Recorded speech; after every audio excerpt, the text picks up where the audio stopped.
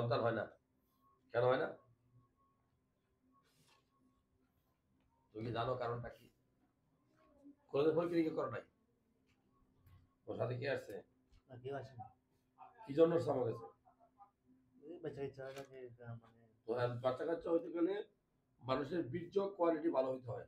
Cement, আমরা cement test করছি, তোমার সিমেন্টে যেখান থেকে বাচ্চা হবে তার শুক্রাণু বা স্পার্ম বা স্পার্মাটোজোয়া, এটা নীল, এটাকে বলে অ্যাজোস্পার্মিয়া কন্ডিশনটা।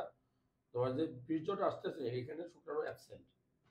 এখন এটা হয় তৈরি হইতেছে, যে রাস্তা আছে সেই রাস্তা ব্লক হয়ে গেছে।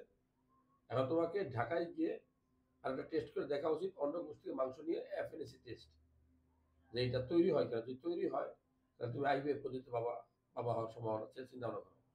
আর যদি তৈরি না হয় তাহলে কিছু করো না। তুমি কি আমার কথা বুঝতে পারছো? এমনি টাইমিং ঠিক আছে? 1-2 মিনিট।